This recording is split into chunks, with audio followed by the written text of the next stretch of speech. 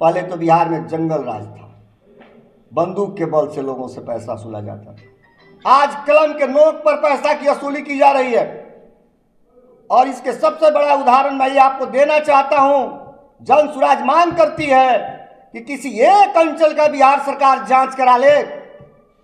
अगर सबसे बड़ा घोटाला के रूप में रेवेन्यू डिपार्टमेंट, बिहार में सबसे बड़ा रेवेन्यू डिपार्टमेंट घोटाला के रूप में उभरेगा, और ये राज्य का नहीं पूरे देश का सबसे बड़ा घोटाला के रूप में इसको जाना जाएगा।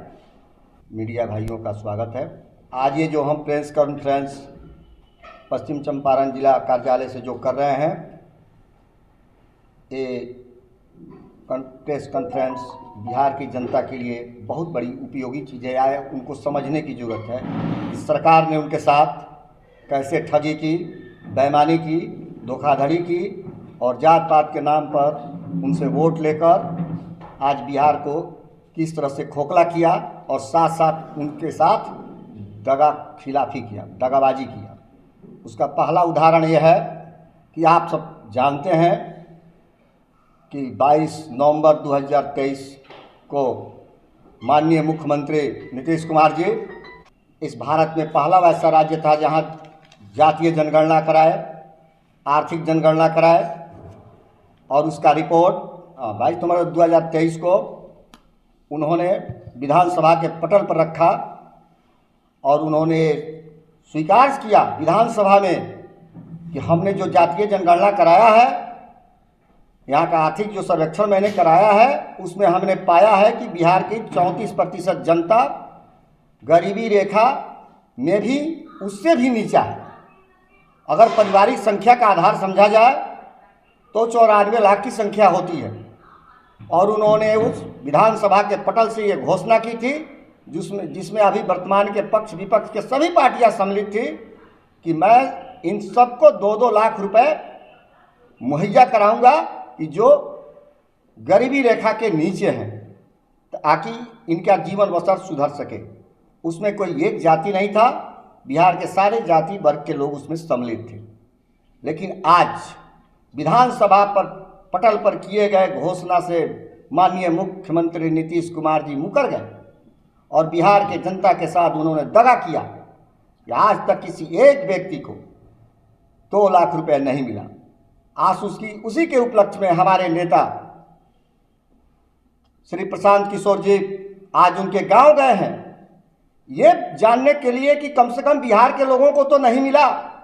मुख्यमंत्री नीतीश कुमार जी ने तो कम से कम अपने गांव के लोगों को ये 2 लाख रुपए मुहैया कराए होंगे।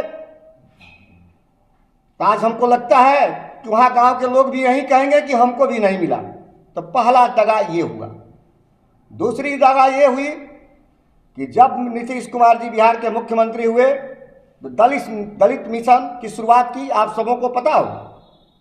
और उन्होंने कहा था कि बिहार के 50 लाख अनुसूचित जाति, अति पिछड़ा जाति या अन्य जाति के वैसे लोग हैं जिनके पास जमीन नहीं है कि वो अपना घर बना सकें। तो उन्होंने घोषणा किया था कि मैं प्रत्येक परिवार को 3-3 डिसमिल जमीन दूंगा।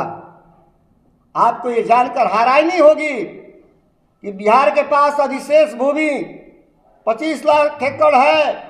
विनोबा भावे की मांगी गई जमीन किसानों से भिक्षा के रूप में जो लिए थे वो बिहार सरकार के पास है। घर में जरुआ जमीन है। अगर सबको जोड़ दिया जाए तो कम से कम 50 लाख एकड़ जमीन बिहार सरकार के पास है। लेकिन वो किसी गरीबों को आज तक 3-3 डिसमिल जमीन नहीं दे सके। उस जमीन से उन्होंने एक जरूर काम किया कि विगत 20 सालों में मात्र 2 लाख परिवार को, चाहे अनुसूचित जाति हो, अति पिछड़े जाति के लोग हों, 2 लाख परिवार को उन्होंने 3-3 डिसमिल जमीन मुहैया कराया है। तो क्या ये 48 लाख परिवार के साथ धोखा नहीं है? ये 48 लाख परिवार की जो जमीन थी 50 लाख एकड़, वो जमीन कहाँ गई? अंचल उसको किसके नाम से दे दिया? बिहार के प्रशासनिक अधिकारी किसके नाम उसको कर दिया? ये जन सुराज जानना चाहती है। विगत 5 सालों में भूमि सर्वे को लेकर आप देख रहे हैं कि कैसा लूट मचा है। किसी भी अंचल में जाइए, कोई जमीन का कागजात आपको पता होना चाहिए कि 1947 में देश की जब आज़ादी मिली थी तो जितने जमींदार थे या राजा थे, सबने अपने ज़मीन का रिटर्न दाखिल कर दिया था सरकार को, और सरकार के पास सारे ज़मीन का कागजात था। लेकिन आज वो कागजात किस रूप में अंचल में है कि नहीं है, इसका पहला उदाहरण यह है कि किसी का ज़मीन जमाबंदी, किसी का पहले किसी और का ज़मीन का लूट मचा है पूरे बिहार में। और इसी लूट की स्थिति में इन्होंने सर्वे का ध्यान भटकाने के लिए सर्वे का कार्य प्रारंभ किया। ये सर्वे वैसा सर्वे है कि गृह युद्ध में एक जातीय युद्ध होता है, एक धार्मिक युद्ध होता है, ये घर वाला युद्ध होने जा रहा है। अब लोग अपना कागज सही कराने के लिए जब अंचल में जाता है तो पता चलता है कि मेरा कागज सही है नहीं है, ये तो मेरा ज़मीन जरूर है, जमाबंदी किसी और का हो गया, इसका मालिकाना हक किसी और को मिल गया, या कागज अनुपलब्ध है। तो अंचल से लेकर और रेवेन्यू डिपार्टमेंट के बड़े अफसर तक इस लूट में सम्मिलित हैं। तो भाई मेरे, इसी सब को लेकर आज से जनसुराज बिहार बदलाव यात्रा आदरणीय नेता हमारे प्रशांत किशोर जी के नेतृत्व में करने जा रही है।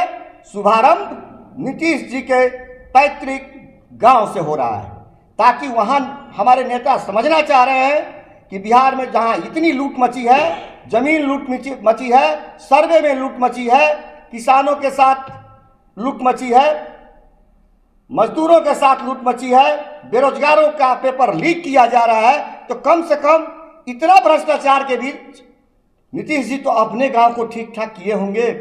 वहां नेता आज हमारा समझेंगे और वहां से वो अपना बिहार बदलाव कार्यक्रम का शुभारंभ करेंगे। कुमार पांडे, मैं संगठन महासचिव पश्चिम चंपारण।